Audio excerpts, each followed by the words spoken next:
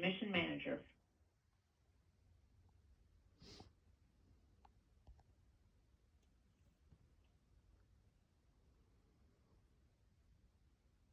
And mission manager, launch director.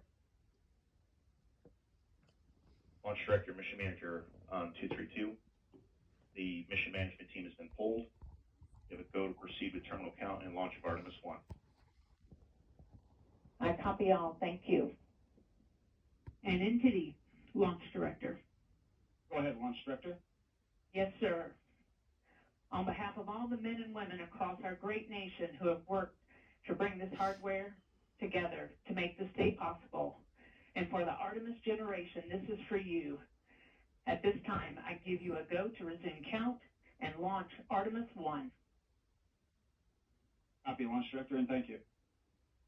All right, we do have a couple of steps to configure, and then we will be ready to resume the clock. CVSE, NTD. CVSE here.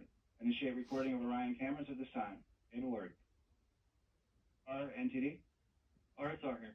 Perform the booster ignition SMA arm rotation enable. NTD, RSR, booster ignition SMA arm rotation enable is complete. And I copy, thank you.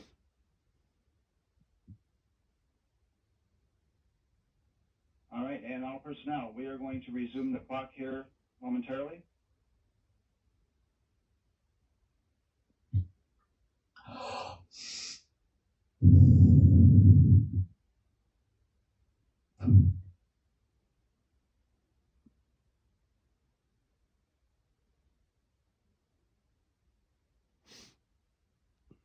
All right, and we have verified no cutouts at this time. And all personnel, we are going to resume the clock.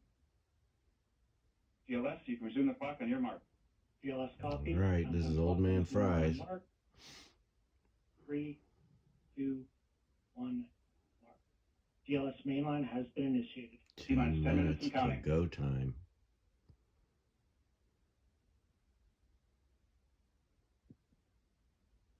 Man, I wish I were there. Show 064744 is a new liftoff time. Affirm. Okay.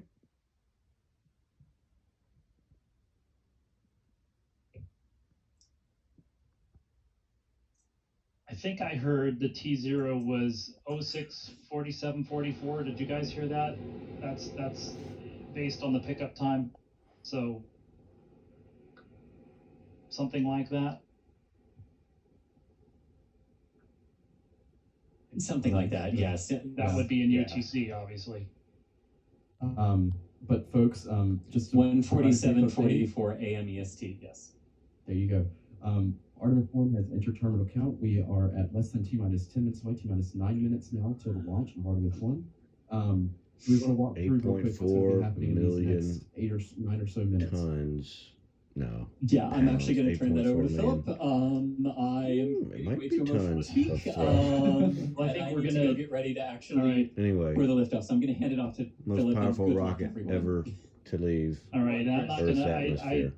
We only have a few minutes here, but basically, there are not too many milestones or major milestones until T-minus 6 minutes. But at 6 minutes, they'll start pressurizing the tanks in the core stage, and then they will at 4 minutes the core stage auxiliary power units will start. Then they will basically they'll start they'll be pressurizing the core stage tanks. They'll go into this final hydrogen engine bleed about 4 minutes 40 seconds. So I'm gonna have to figure out how to. Basically, when we get down to T-minus 6 minutes, you'll start to hear a lot more of these milestones called out. And I think really we just want to we're probably I was planning on just listening to the ground launch sequencer milestones, and hopefully it'll be fairly self-explanatory. If there are any issues, we'll just listen, and we'll try and fill in as we can. But I think at this point, at least my inclination is to just listen to the. We should be hearing mostly just the ground launch sequencer engineer calling out the milestones, and we should probably hear the next one here at the T-minus 6 minute mark. And so I don't know if we have any, if we don't have anything here, but in terms of at the very end, the pre-lift off water will be released about somewhere around 16 seconds before, T-minus 16 seconds. The hydrogen burn igniters, those will be fired at 12 seconds. We'll get the final go from the engine start at 10 seconds, and then the engines will starts vibrating just a little bit over 6 seconds before liftoff. And so at that point, things will be going so fast that we'll just be watching. So, but really, we'll hear all these milestones here beginning at T-minus 6 minutes, and hopefully that's all we hear, because that means things are going well. And so we're getting pretty close here to the 6 minute mark in the countdown. And Philip, just to confirm, I mean, this is 6 minutes, 6 minutes. There's not like another hour of built-in holds or anything, correct? That's correct. There are no planned holds from here on down. All right, we're going to keep on listening in. We're listening to the launch loop as well, y'all. Stage tank pressurization. There we go. So that's the 6 minutes, and so that's what we're doing. Let me just look here. So the next milestone that we should hear would be at the T-minus 5 minute point, and that'll be go for FTS arm, so the flight termination system that will be armed for flight at 5 minutes. And so I'll try and duck in some of these when we have a little space, but as we get closer to liftoff, we're obviously the pace of events are gonna pick up.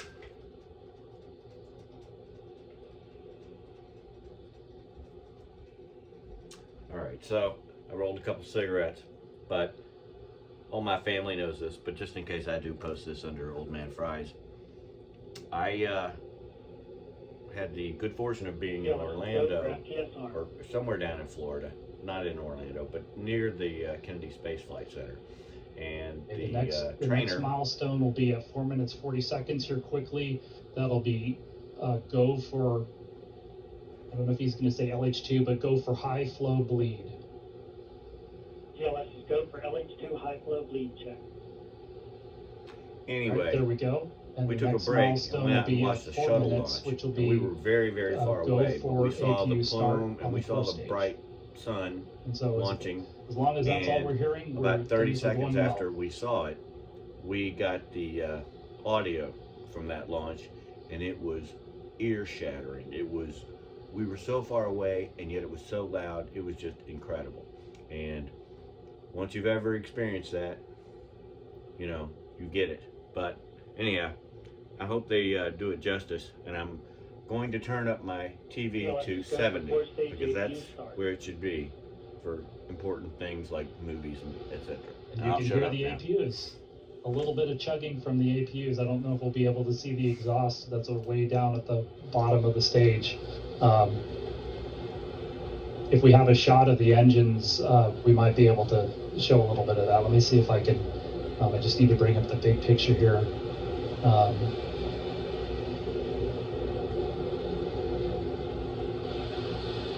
You see those jets coming out from in between the engines. It's cold gas APU exhaust, and those are basically running on a spin start helium system right now. We should be coming up to purge sequence 4. That's the next GLS milestone. GLS is go for purge sequence 4. Oh boy.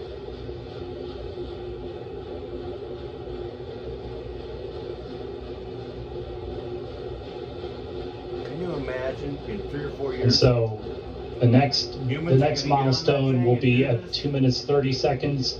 They will start to do the final thrust vector control gimbal check of the core stage engines, and you might even be able to hear the APU exhaust kind of spool up and spool down as the engines are moved around here. So we should see that on this camera relatively easily. And there they go. You could.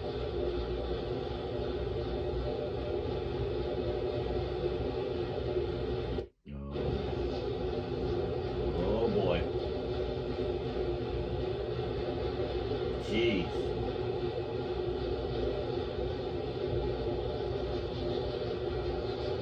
about, I don't know, something like $80 billion worth Yeah, let's go for upper stage to internal power. investment. There we go. And so the core stage and the upper stage tanks are being pressurized for flight at this point. The next milestone is at 1 minute 30 seconds. Is go for core stage to internal power, and that's a big milestone. At that, if we go past that point, we won't be able to. We would have to recycle if they have an issue. Yeah, let's just go for core stage to internal power. Everything's still go though, so.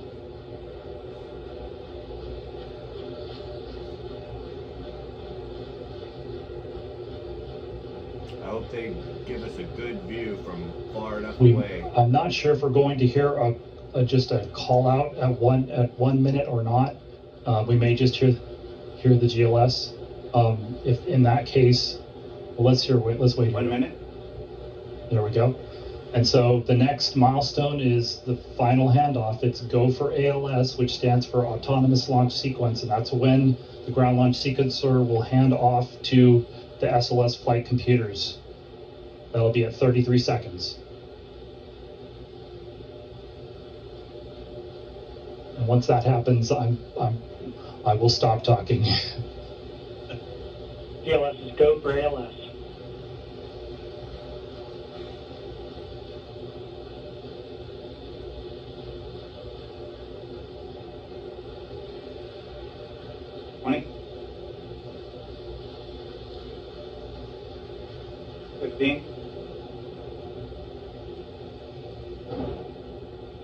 GLS is go for core stage engine start.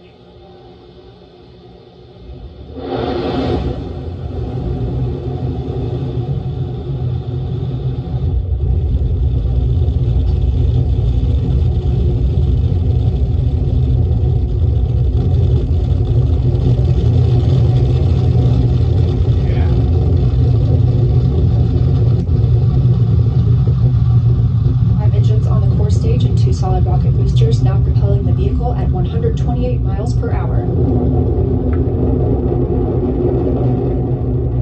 Hearing good control on the roll from teams at Mission Control Houston. All good calls so far. Now 30 seconds into the flight of Artemis 1. First milestone will be for the vehicle to pass through max Q at about 1 minute and 9 seconds into launch. This is the greatest period of atmospheric force on the rocket.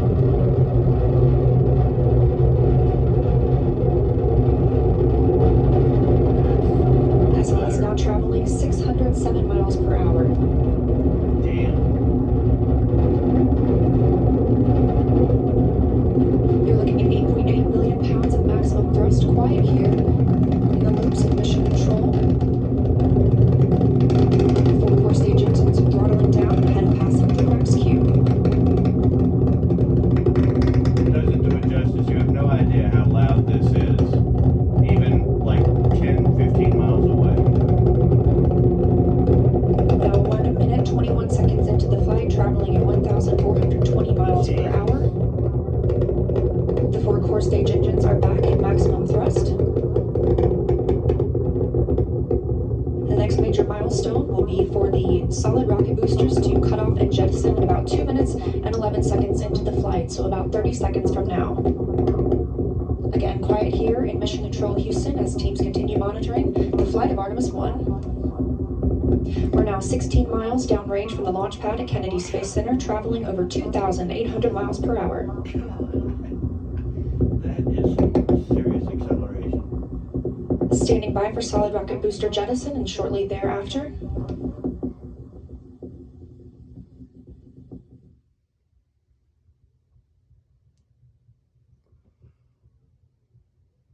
Confirmation that the solid rocket boosters have separated these 177-foot boosters. Now the core stage continues to power the flight of Orion, all 4 RS-25 engines firing, traveling over 3,400 miles per hour, 46 miles downrange. Damn. 2 minutes and 36 seconds into the flight. Hearing nominal calls here in Mission Control Houston. We've still got 4 good engines on the core stage. Next up, we'll be looking for the service module fairing to separate. This is 3 15 by 15 foot fairing panels, providing structural support, protecting the service module. Those will separate at about 3 minutes and 11 seconds into flight, and very shortly thereafter will be followed by the launch abort system separation. Just over 3 minutes into the flight of Artemis 1, now traveling over 4,060 miles per hour, 83 miles downrange. We just had confirmation that the service module fairing has separated.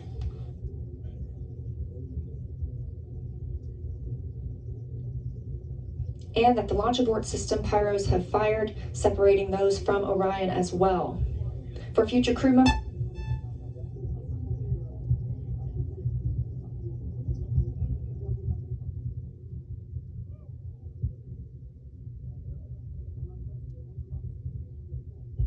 we just heard the call for 3 engine press, meaning if SLS were to lose an engine at this point in the mission, we could still achieve a nominal mission. We would just have an extended main engine cutoff time. However, we still have 4 good engines, all at maximum thrust right now, powering the first flight of Artemis at 5,200 miles per hour, 148 miles downrange. Man, it's like doubling its distance every 30 seconds. That bitch is flying.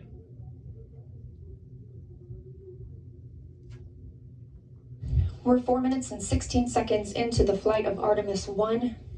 So far, we've had a clean ascent. We saw those solid rocket boosters jettison about 2 minutes and 11 seconds after liftoff. Shortly after, we had the service module panels fairings separate, as well as the launch abort system. The launch abort system was inert for this flight, except to perform this separation. Those 4 core stages will continue to fire and power the flight of Artemis 1, now traveling over 6,800 miles per hour, 229 miles downrange. Booster flight controller reports that the engines are looking good.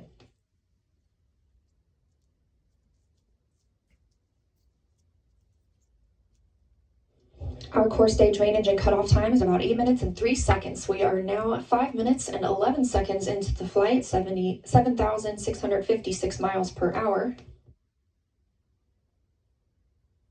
Again, 4 good core stage engines, those 4 RS-25 engines. The last time those core stage engines flew, they were taking space shuttles to orbit, and now with upgraded capabilities, they're launching the future of human spaceflight. Now that rocket is moving basically parallel. 5 minutes, 42 seconds into the mission, we are now traveling 8,800 miles per hour, 345 miles downrange from the launch pad at Kennedy Space Center. And I'm not sure if they're going to do it the way they're going to do it on the moon. Again, we are anticipating core stage main engine cutoff at about 8 minutes and 3 seconds. And about 10 seconds later, we'll see core stage separation, at which point Orion and the interim cryogenic propulsion stage will be flying free. What I was going to say was, now traveling over 10,000 miles per hour, 6 minutes and 15 seconds into the flight of Artemis 1, 427 miles downrange. Quiet here on the loops in Mission Control Houston. Teams continue to monitor this first flight. We don't need your bullshit CGI animation.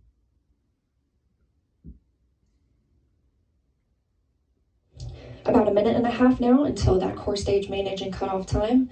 Our 4 core stage engines continue to fire maximum thrust. What I was going to say was that when they come back from the moon, they're going to actually dip the rocket, or whatever's left of it, the Orion, down and accelerate. Coming up on 7 minutes since launch today, now traveling over 12,800 miles per hour, 563 miles downrange. Again, still quiet here in Mission Control Houston. So this thing's moving parallel. It's going to dip down, and then it's going to, As we prepare for main engine cutoff, the 4 RS-25 engines are beginning to throttle down.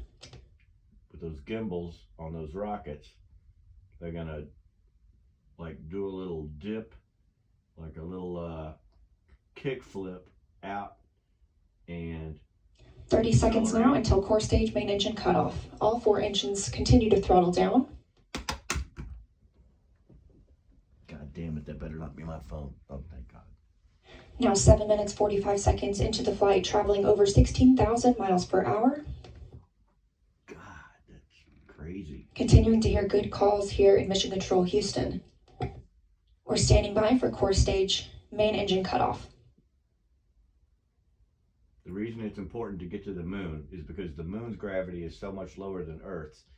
If we're going to get to Mars, we're going to launch from the And moon. we have confirmation of core stage main engine cutoff. Orion, and it's now in Earth's orbit. The flight dynamics officer reports that we have a nominal main engine cutoff. And we just heard the call for core stage separation. That means Orion and the interim cryogenic propulsion stage are now flying free from the core stage of the Space Launch System. The next milestone will be solar array deploy approximately 18 minutes after liftoff. But before Orion stretches its wings, let's check back in with our friends at Kennedy Space Center and hear all about what it was like to hear the rocket roar off the launch pad. Yeah. Megan and Kayla, I've got to hear all about it. Well, I don't think we're Megan and Kayla here, but they do have friends at Kennedy Space Center. Let's see if we can't get Hayden and Philip back into commentary. That was Is everybody still here? I am. That was nuts. Admittedly a mess, but thank. So yeah, folks. Orion is on its way to the moon. Artemis 1 is on its way to the moon, as you saw there, SLS, Space Launch System, beautifully and successfully lifted off of Launch Complex 39B at the Kennedy Space Center in Florida. It appeared to be a clean ascent. SRB burnout and separation was beautiful. It looked very clean. As we saw there, all indications show that separation of the core stage from the interim cryogenic propulsion stage were good. So let's see if we can check in, hey, with the folks out in the field. Yeah. I know we heard I'm from ready Jack to hear Chris there G. briefly. I think Chris G is going to be coming back in. I want to Chris hear. G is here. He's getting on comms. He is. I think he's composing himself. That was. The sound. The sound was almost scary for a moment there. It went. We're on our way to the moon. Congratulations to NASA. I'm working on a video right now. The emotions at the press site were utterly insane. I mean, people were expressing happiness and elation at launch, like I've never heard or felt at any other launch that I've ever attended or witnessed. I'm just kind of wow.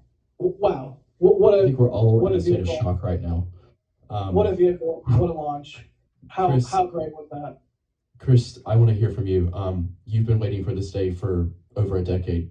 How was it? Everything I wanted it to be. It was everything I wanted it to be.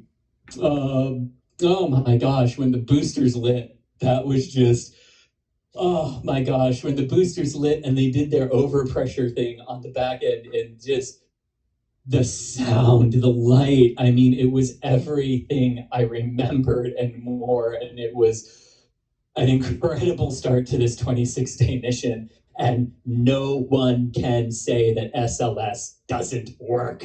SLS works, and SLS is the most powerful rocket we have that has ever flown, and yes, yes, Orange Rocket, good, yes, oh my gosh. That's my initial reaction.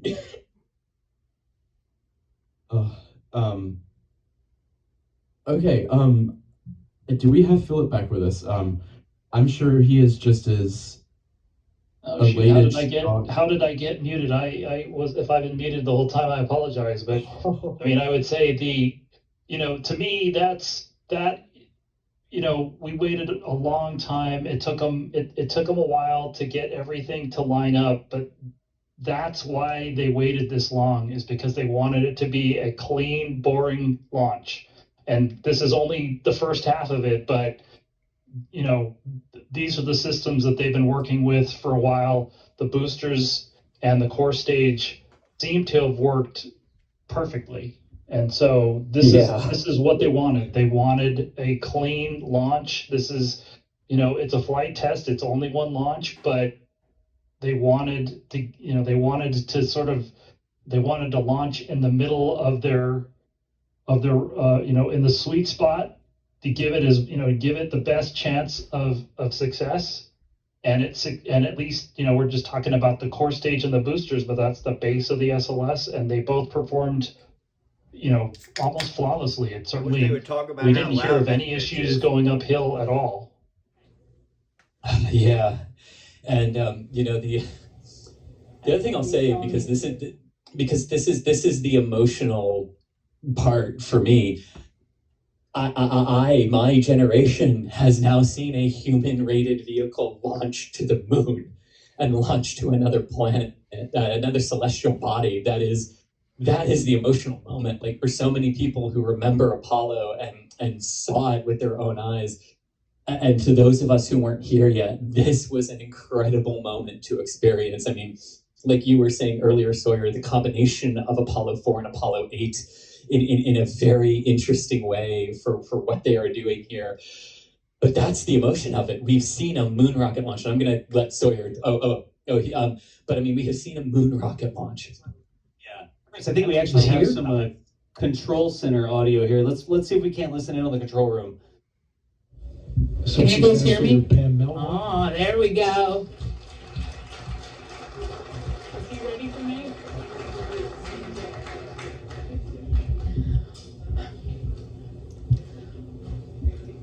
Well, for once, I might be speechless.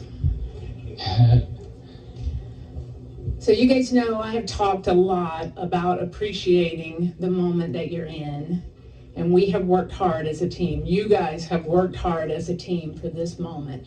This is your moment.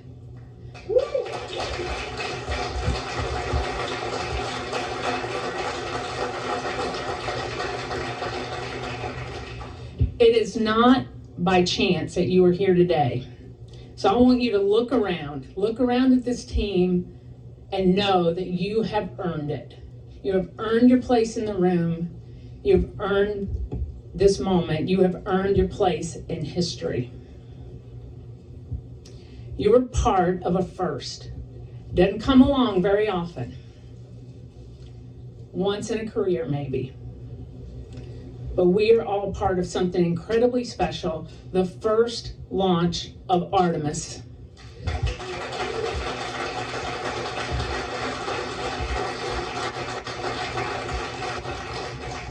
The first step in returning our country to the moon and on to Mars.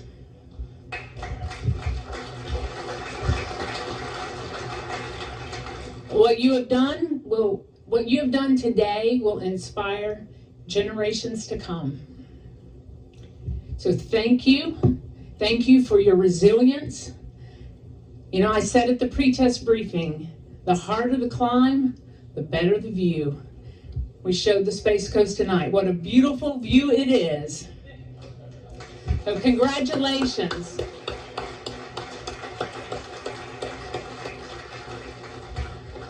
So we got a couple of traditions here in launch control. And the first one is when you're in the position for the first time, you get a tie cutting. And so I have my launch director scissors. And I'm going to get my tie cut by a couple of legends that are here.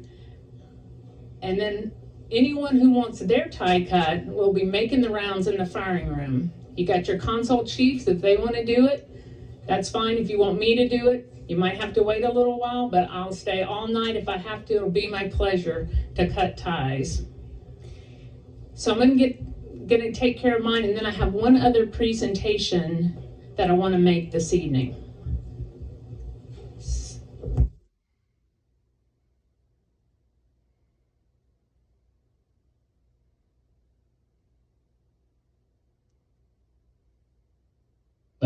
That's Bob Seek, the old shuttle launch director.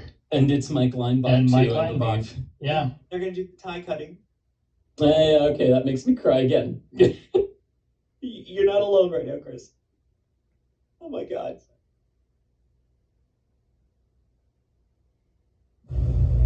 Nice. That's awesome. This is Charlie Blackwell Thompson, Artemis 1 launch director. She just got her tie cut. That is a tradition here at NASA. We just got to hear her talk to the team, and one thing that really stuck out to me that she said is All right, sounds like they're going to go back into talking about things. But again, Chris and Sawyer were sort of hopping in. Philip talking about the tie cutting ceremony there. Wow. Well, say it does. Well, it is my very favorite shot. Yeah, we were real quick there. It was the very favorite shot on launch day. It is the empty mobile launcher. Does not have an orange rocket anymore. Orange rocket's payload, I guess, is on its way to the moon. Yeah, thanks for bringing that to, up. Go ahead, Phil. I just want to remind, we just need to keep in mind, this getting as far as they've got is a big accomplishment, but we're getting pretty close here to when they were going to deploy Orion solar arrays, and so I know there's that milestone. Then we have a little bit more time before the for the perigee raise maneuver, which is about 51 minutes after liftoff. But we do want to hear.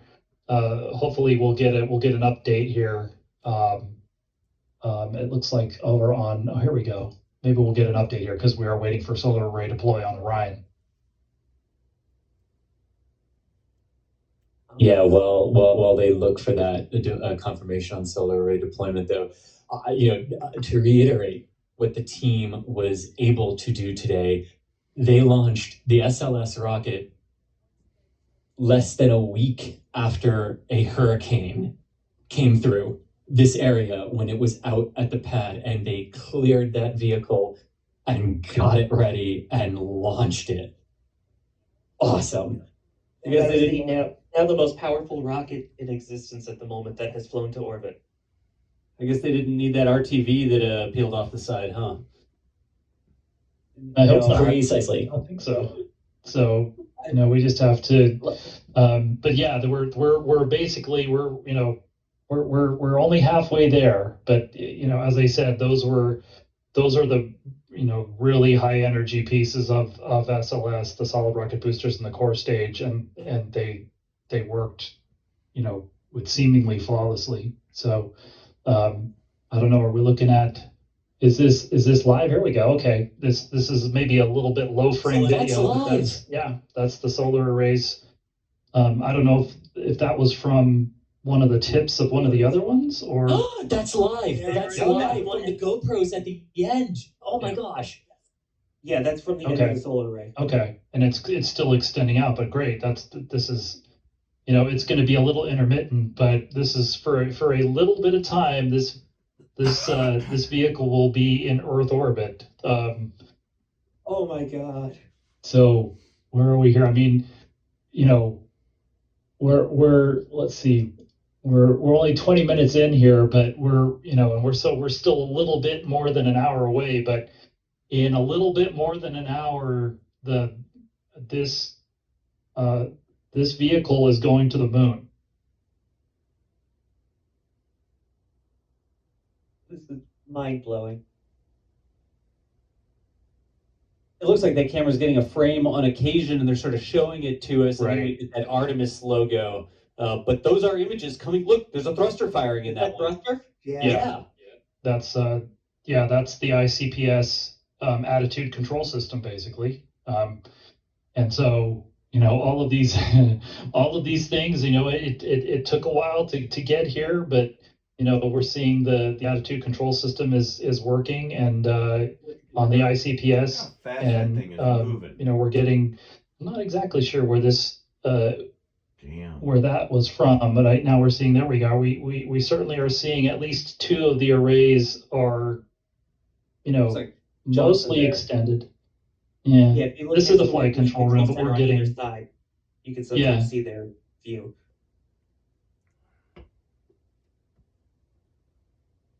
Yeah, you can see it. You can see a little bit of motion still as the motion of the arrays extending is still kind of damping out. And then they will need to. I'm trying to think which way they slew the arrays, but they'll have to position the arrays ahead of the perigee raise maneuver than again for the TLI burn. But they're going to obviously want that we have a few minutes. We have a little while here, so they're going to probably want to get as much power back on the batteries for Orion as they can. There's the Earth back behind it.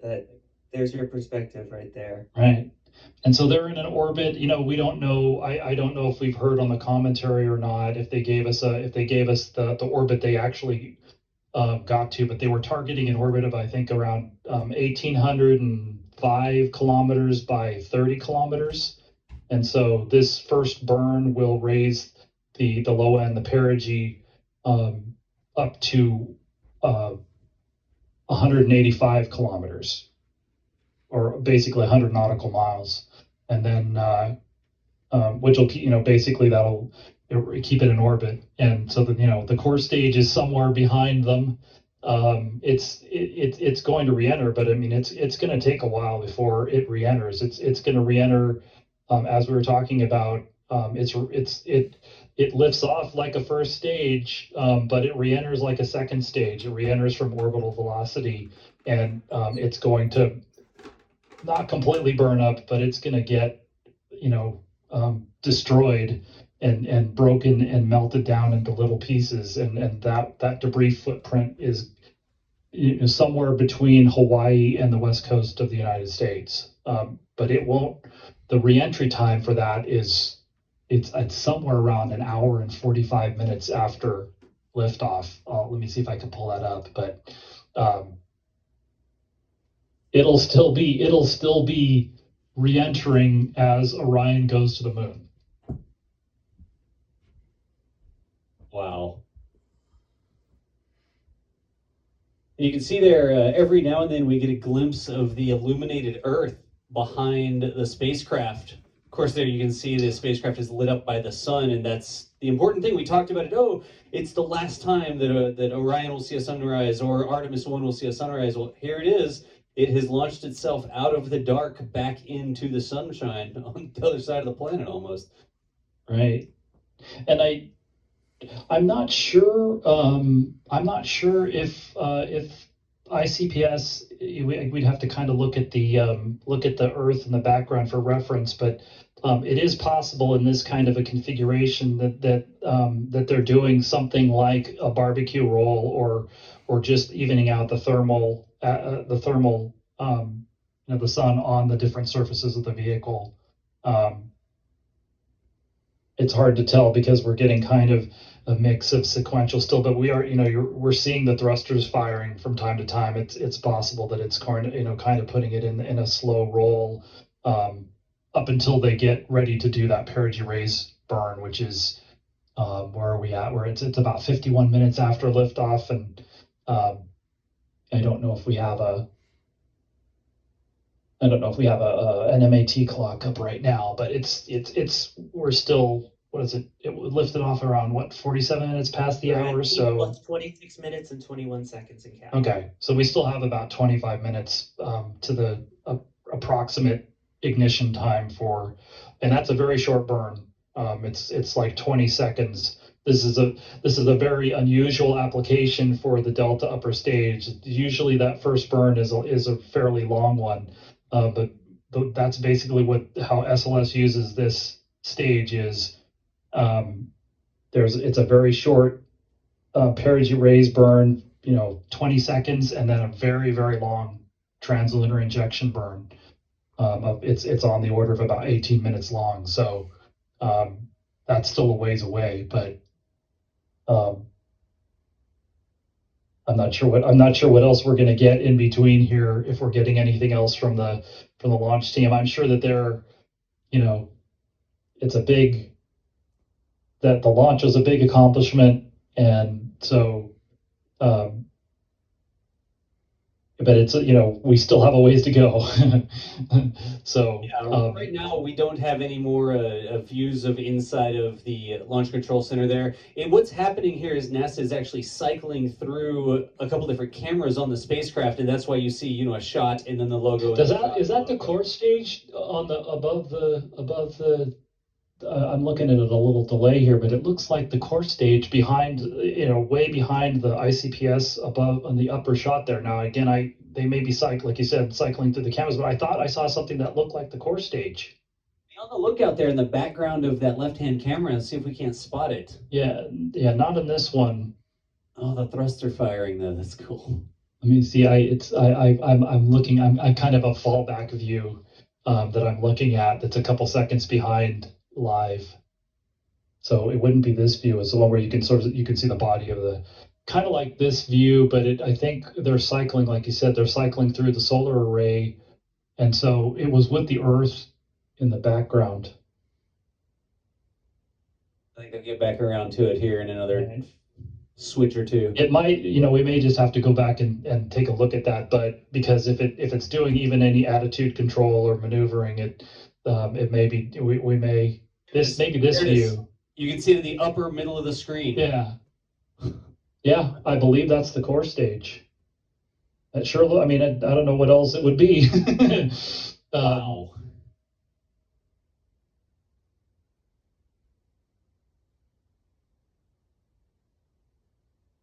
And who knows? I'm not sure we would really know what the core stage is. Basically, after it separates, it has no active attitude. It has no attitude control system once the engines shut down. So, I think one of the things that they were planning on doing after the ICPS separated is they were recording views. One of the unfortunate things was we didn't get any. I don't recall seeing any views from the onboard cameras, but they were recorded, and I'm sure they transmitted what they could down live. We just didn't get any of that live, but they were also supposed to record those on the stage, and they were hoping, because it takes a long time for both of these objects to go all the way up to the 1,800 kilometer apogee, that there would be enough time to downlink all of those recordings. Whereas you would be streaming the video live to ground stations, they can just download those or transmit those video files, straight to the ground. And the vehicle's going, it lifted off. The launch azimuth was probably something between, something in the, it was something slightly north of east, as we were talking about. And so it's just a question of it had, I think, to transmit all of that to the Bermuda tracking station. And so it's just a question of how long they had before Bermuda lost line of sight to the VA. It's possible they've already done that. So it's over 20 minutes since ICPS separation. So hopefully they got all that data down. Pardon me. And they may in fact have replayed other data as well in that time frame. So I know there's going to be. I know there will be some. We're fingers crossed. We'll be asking public affairs to get any of that at some point here over the next handful of days. So I hope that's not all export controlled. Philip, real quick, what are we seeing cascading off of the tower there? That's probably the fire extinguishing, that water. They're just deluging, they're spraying down the tower and all of those systems, just because it got hosed by the vehicle as the vehicle cleared the tower. That's obvious, that's normal, but they're basically just going to keep that fire water deluge on the tower to cool things down and to save them, and obviously to protect the systems as much as they can. So yeah, it's just they're just spraying everything down with water. All right. I think really quickly, we had Sawyer Rosenstein out in the field as well there at KSC. Sawyer, we got you back on comms here?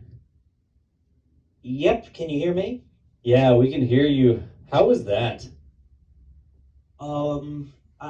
I was probably crying right next to Chris G there. That is one of the most unbelievable things. I gotta say, I miss those SRBs from Shuttle. The rumble from that. At one point, I just screamed, "Oh my God!" and I couldn't hear myself scream. That's how loud it was. It was all enveloping. My clothes were shaking. My insides felt like they were shaking. I was shaking, not both from sound and from excitement on that. And if I can get personal here for just a second, 11 months ago, I had a surgery that had complications and was told I had a 50% chance of living through it.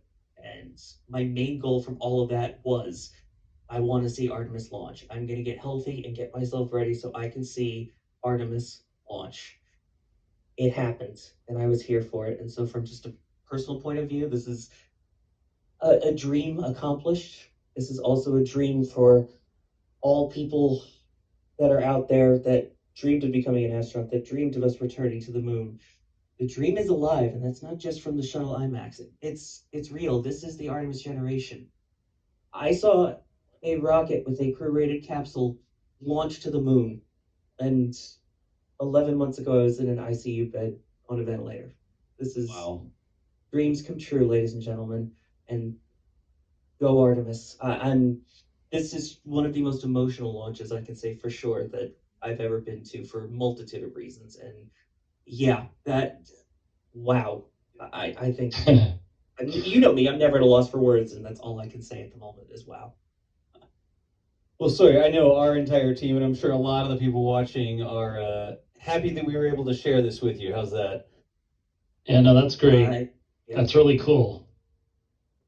Yeah, it was such a great feeling to feel that launch, and if anything's going to give you that feeling that you're alive, that is it, ladies and gentlemen. That is it. It's truly, we talk about it on the stream, and we're like, oh, turn up the microphones, and we'll listen to the launch and the crackle and all these sorts of things, but if you're there for a launch, it's something that you feel. You can feel the energy of the engines, not just vibrating your eardrums so that you can hear it, but your entire body just feels the amount of energy that it takes to get that rocket into orbit. So that is just it went. I'm still sitting here trying to figure out what I should say when it's like, wait, it went? It actually went. Like, it really went. So yeah, it went. No, it's still unreal. Yeah, I mean, I think I think the thing, they had a few issues that they had to deal with, but I think really the most striking thing about tonight was how smoothly things went. I mean, the terminal count, we talked about, well, if they had to stop here or if they had to stop there, but that's why they prepared so hard and so long for this. Is that's what they want. They wanted just a clean terminal count and a clean ascent to orbit, and that's, I think, that the most striking thing about it is that for all of the obstacles that were in front of them for this, it was a very very clean night in a lot of ways. Christy was talking before the liftoff about while we were in the hold, the issues that they had today really reminded me more of of an old shuttle countdown, range computers and sticky pad valves or sticky mobile launcher valves, and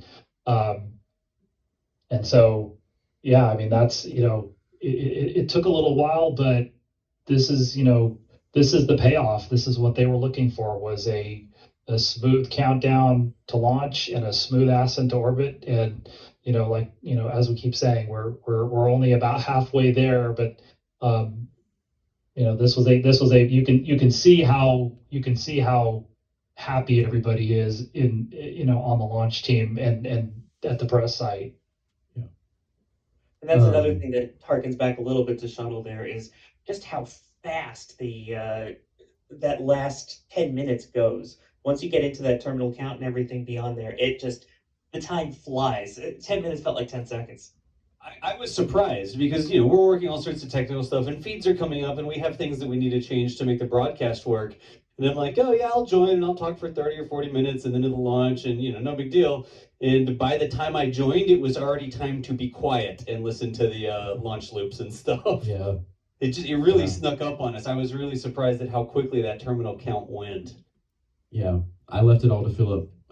He did a phenomenal job at getting us, just providing us with those updates down the terminal count. But yeah, Hagen, I think we were getting some shots from our photographers off Twitter and stuff like that, correct? They are absolutely gorgeous. We're going to see if we can pull them up here in a minute. But Michael and Nate, of course, Michael Baylor and Nate Barker. There you go.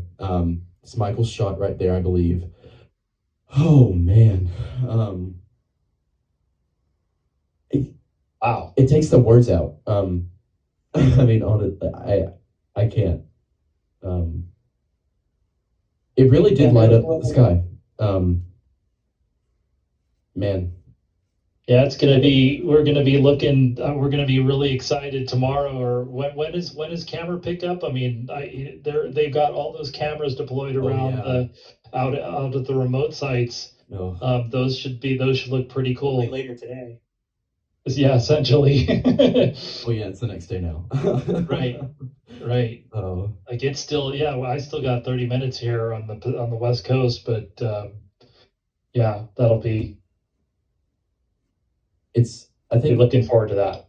I think we can all say that we're just collectively in shock right now. This one right here you can see here's a shot from Nathan Barker, another one of our photographers who is out there at the Cape today or tonight. Just gorgeous. Man, look at that smoke plume. That is something I will say.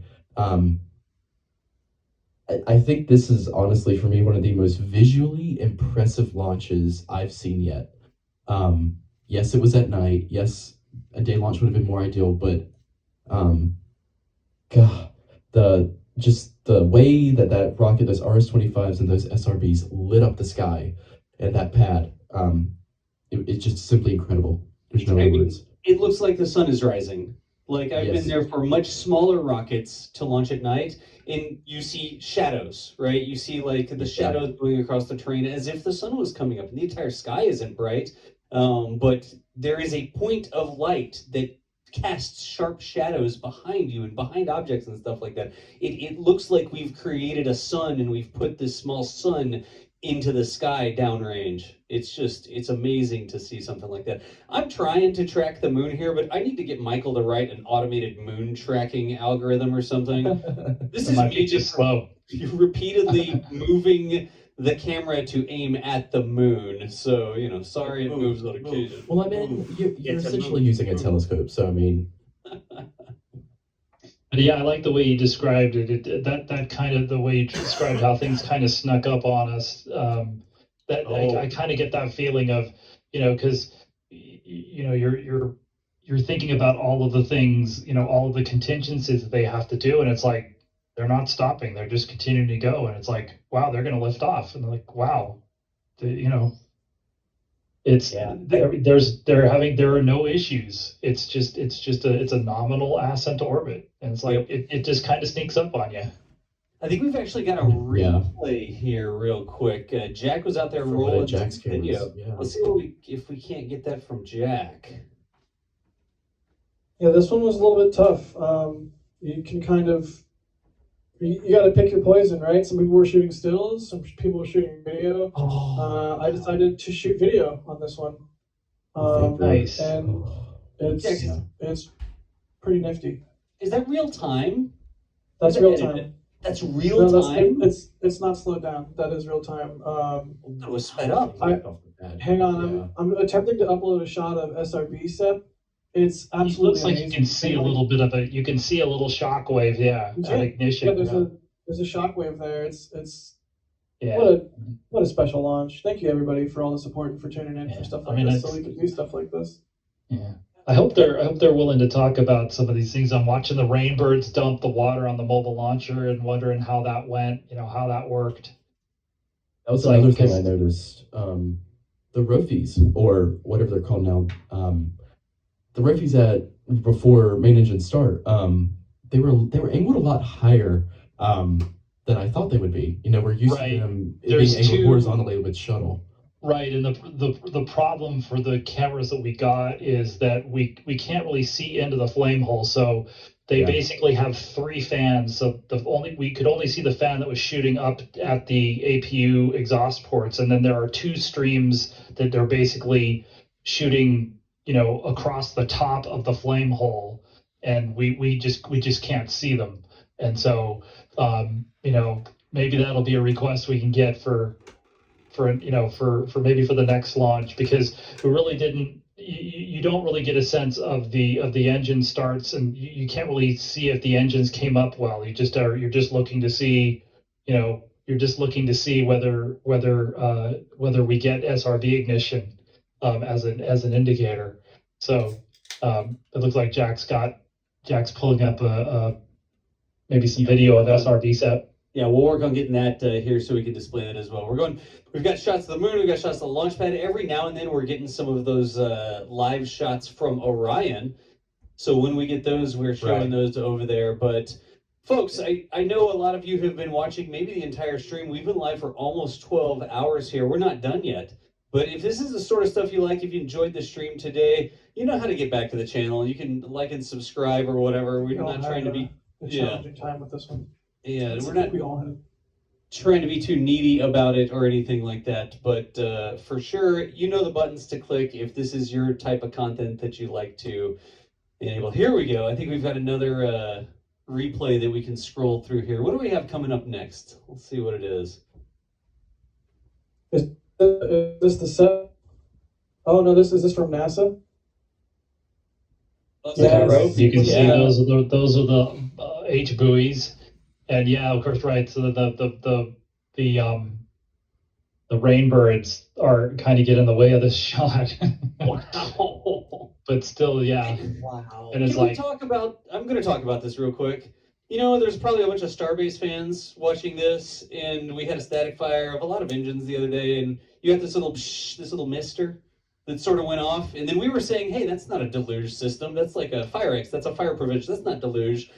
That was deluge. Like when we say deluge system, that is what a deluge system looks like. I don't know if we can get that one more time, maybe not, but that amount of water is a deluge system. It's not like you're standing in line at Six Flags or something, you're too hot, they want to mist you down. That is what a deluge system looks like.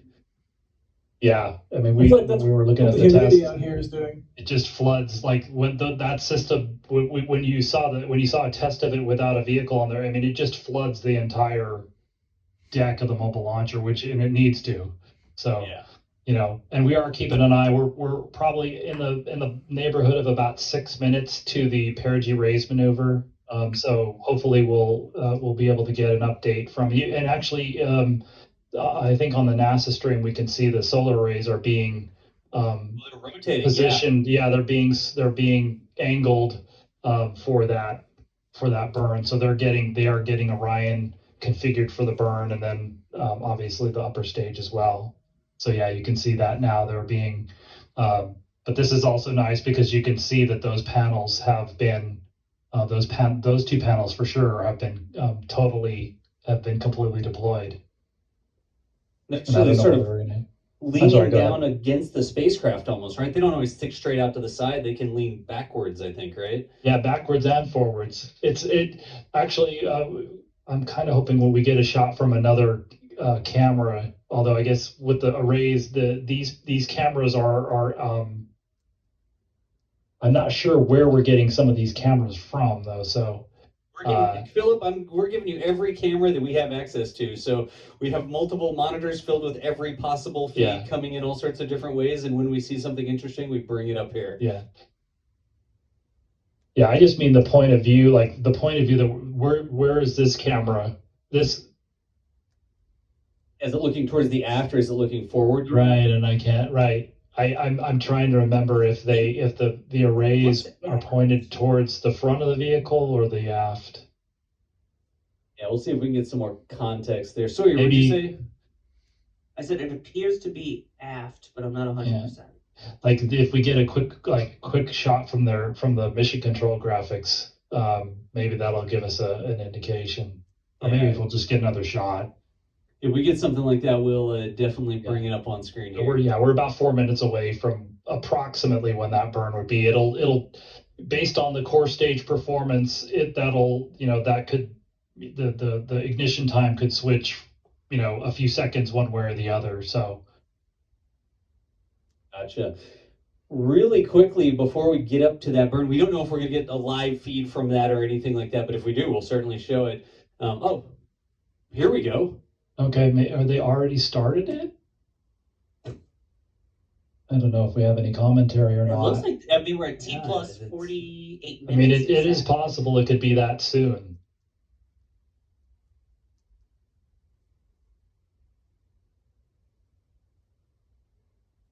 It's a very short burn. It's supposed to be performed at apogee. Yeah. They're not giving us any telemetry like the apogee, perigee, that sort of stuff, or velocities or anything. Are we getting any sound at all, or? It seems like a longer burn too. It could be adjusted based on, again, it would be based on performance of the core stage. At least there's the confirmation that they are pointed aft. Yeah, the audio that we're getting isn't exactly explaining what's going on here right now.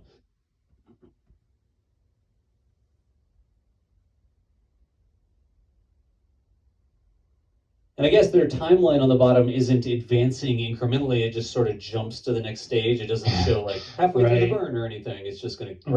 And I'm not sure if this indicates that we're burning or not. Okay.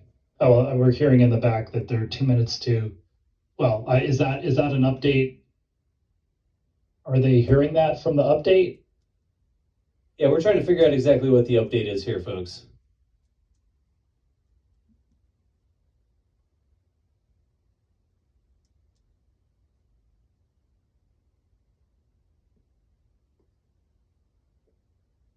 Oh my gosh, I have like 15 screens filled with Jack Black right now. Oh boy. Sorry, Philip, I don't have any telemetry updates for you. But if you want to hear about the greatest launch in the world, I think this... You beat me to it. Could be it. It's not just a tribute, Jack. Sorry. Well, here's the thing. They have Jack Black. And then, that re-entry is... Oh boy. Yeah. We're continuing to try and listen in on those updates, y'all. We'll definitely pass them on as soon as we can. But I think we got like a Twitter plug there to follow their social media, and then Mr. Jack Black doing some commentary. I think the graphic though is probably represents that is probably the solar array orientation for the burn. Yeah, it makes sense. Would that engine be chilling down or something? That might be what they're illustrating here, or maybe. I mean, maybe we'll see here, but that I don't remember it pre-start being that long for, but again, we're used to the way that this is used on Delta is that it's during the ascent, and so the main engine starts probably within 10-15 seconds of separating from the Delta IV Comet booster core. So it's unusual for the stage to take what is this, almost 45 minutes from separation to its first ignition. But it is possible that this is like a pre-start sequence on the engine. Yeah, I think part of the confusion here is that the little indicator moved to PRM burn, and then we saw the animation that seemed to be something coming out of the engine. It doesn't look like engine exhaust to me, though. It doesn't seem like it's big enough. But they moved it to PRM burn, which made us believe that maybe that burn had started, but listening in, we're not getting a lot of updates. Okay, she just called out. She said about 2 minutes to the burn. There you go. Okay. So I don't know I'm not sure exactly what that graphic is. She's talking about, I need to turn that down a little bit. So she's talking about just so that, I'm not sure what that is, but we'll definitely want to, so many questions to keep watching. No, I mean, obviously the big, these big picture questions, there will be a post-launch press conference, but it's probably going to be well after the TLI burn, which is a ways away, but, we'll definitely want to hear how, to get some sense of, just how good the core stage performed, the ground systems, the boosters, the ICPS. Because it's interesting, with we were getting, 51 minutes, 51 and a half minutes for the ignition time for the burn. And so, if it's a little different than that, is that better? Is that worse? It's within, I'm sure it's within margins, but it is just kind of interesting. Gotcha. I think we're coming up on less than a minute. Yeah, now we've got less than a minute before the burn. I do hope the animation changes significantly when the burn begins, right? Be nice. Well, she's today's mission, and we are standing by for the start of the perigee raise maneuver. Again, this is a firing of the RL-10 engine on the interim cryogenic propulsion stage. It's less than 30 seconds long.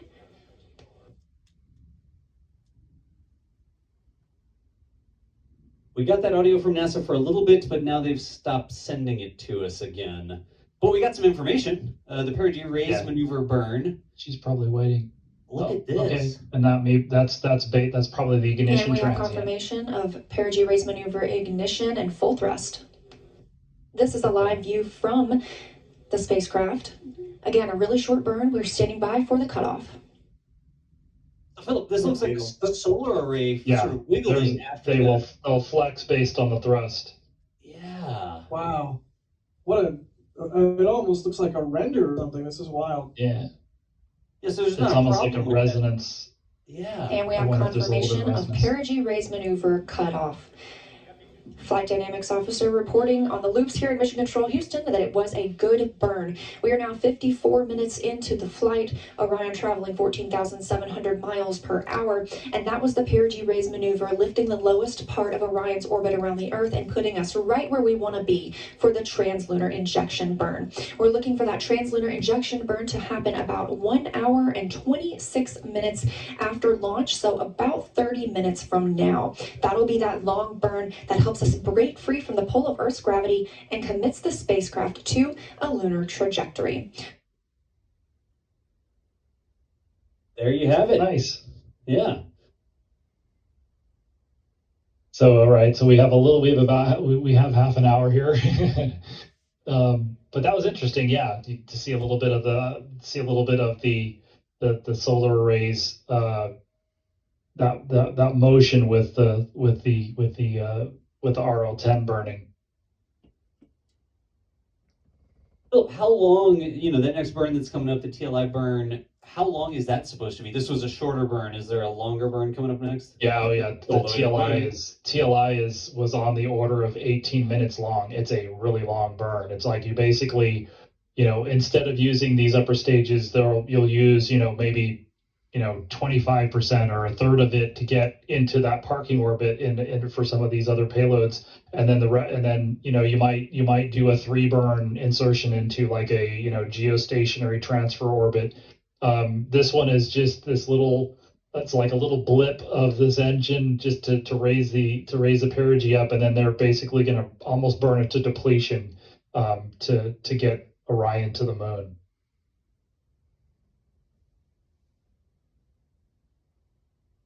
And so, yeah, I mean, that's the payoff, certainly for SLS. And so really at this point, Orion is still along for the ride. And Orion's mission really doesn't start until spacecraft separation. So, I mean, it's active right now and they're monitoring the systems and they had to be go for launch. But, for SLS, mission success, just like for most launchers, you're waiting until spacecraft separation and they need to get the payoff is that they're on the way to the moon. And so that's what the TLI burn is all about. All right. I think we still have some of the shots that the photographers captured out there. Since we're on the animation here now, let's see if we can't bring up a shot, I think, from Julia Bergeron. There we go. Of course, all these are over on Twitter, folks. So if we have mods around, let's make sure we can get the links to some of these over into chat. But this is a shot of liftoff again that Julia Bergeron posted over on Twitter. I like the reflection.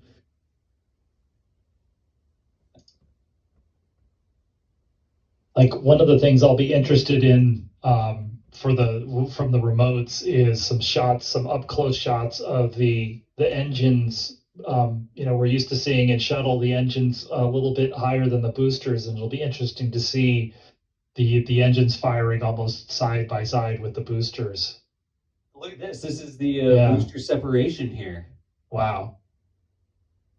Wait for it. There's some really cool. I don't even know what you would call it. As the solids burn out, you see that, like how it just like it looks like it's barfing chunks of. Right. All that. I think they call it slag. Wow. Yeah. That was really cool to see. There's still exhaust coming out of the back of the SRBs when they separate, but they're not making as much thrust anymore, right? Right. There. It's very almost minimal pressure coming out of them at that point. Yeah. So you still see right to kind of loop it. Yeah. Yep. You see them sort of have the exhaust coming out, and then they eventually, I guess, blow chunks. I'm not sure that's the right way to say it. It's just they're not. They're basically they're really not producing any thrust of value, and that's why you get rid of them, because now that's just dead weight to the launch vehicle. Yeah, Jack, go ahead. You're saying this is your video, isn't it? Yeah. I just what a privilege to. I'm gonna go with for this launch. We lost you a little bit there, Jack. You were saying it was a privilege, and I'm going to fill in the rest to capture this for the launch. Yeah, exactly. Thank you to everybody. And like last you said, all this stuff is up on Twitter. So be sure you follow Julia and Michael and everybody that's posting stuff. Absolutely. I mean, and if you're so inclined, some of us have Patreons. I know Michael has a Patreon. I have one. I know Steve has one, right? So if there's any one of us whose work you particularly like, you can support us that way too, in addition to supporting us on the streams and the memberships and all that. That's also a thing. But just, wow, I can't believe it went. I can't believe it. I can't wait for remotes. Ooh, remotes. When is remote pickup, Jack? When is remote pickup? Or It's tomorrow, or? It's 12, like under 12 hours from now, 11 hours, 2 o'clock p.m. Eastern is when we will be assembling to pick remote cameras, which is that things worked well. Can I just point out that we are about to hit T+1 hour now since liftoff? That was an hour ago already. Wow. Feels like Seems like a longer time than that. It seems like a blink of an eye. To me too, yeah. Interesting. This has been a pretty eventful hour. Yeah, that's true. Wow. Wow. I wish the next one wasn't such a long time from now, but I already can't wait for the next one. What a cool machine to see fly. Yeah. I can't wait till tomorrow when you'll pick up those remotes and then everybody's racing to put them out on social media so we can see all the captures that you got from in close, because there were a couple different positions around where y'all were allowed to deploy like the sound activated cameras and stuff, and you can get that close-up shots of the engines and the boosters and all that sort of thing from the sound activated cameras that are allowed to be places that people are not allowed to be because it's not safe for them. Speaking of shots of the boosters, hey folks, one more time, massive thanks to Northrop Grumman. They actually sponsored the stream here for us today, helping us bring you all these different camera feeds and angles and all the different things. They don't just sponsor streams. I mean, they built the boosters on the side of the things, amongst all the other things they do. But I got to say one more time, massive thank you to Northrop Grumman for sponsoring us and trusting us to provide good coverage, hopefully that y'all found interesting, of the launch of Artemis 1 there. That clock, T plus. I said T minus, but it's T plus 1 hour and 1.5 minutes now. We've got more images coming up, right, Jack? Probably. That was all I've posted so far. Like I said, I went with video on this one. I didn't shoot any stills. I tried to shoot a streak, but I had a last-minute camera malfunction, so just went with the video only. But we definitely have some more awesome shots from Nate, from Chris, or not from Chris, sorry, from Steven, from Michael, from Julia. So I'm gonna hop off and start actually packing up my stuff so I get some sleep before remote pickups. But just once again, thanks everybody for watching. Thank you to all of our chat mods and people working in the background, and thanks to the whole team. What a day. A little piece of history under our belts, and let's move on to the next one. Absolutely. Jack, thank you so much. I hope you're able to get process some of that adrenaline out of your system and get some rest. Or injection. Yeah, I don't know if you can hear it in my voice. I'm definitely starting to crash here. So I will pack while I still have some of it seething through my veins. Oh my gosh. 15 minutes. The sound. It was almost scary. Like, oh gosh. I think actually really quickly, Philip, we were talking earlier about just SRBs hitting max thrust about 20 seconds after liftoff. Right. Or somewhere in there. I don't know that I saw that visually or in my video, but I certainly can say that I heard it. Interesting. Absolutely, the change in thrust is audible. There was a moment where it was, about 20 seconds in where I was just like, it can get even louder than this. It was quite something. So now, an extra 500,000 pounds of thrust kick in at 20, so that's cool. Gosh. I think we've got another capture, this time from Sawyer, queued up here. Another liftoff shot. Yeah, him.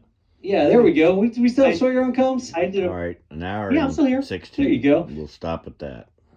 Yeah, I ended up focused a little bit more on the engines and up where I was on the mound. It was, in case you couldn't tell, there's a lot of moisture on the lens. So rather than go with the rocket itself, I figured let's see that fire and fury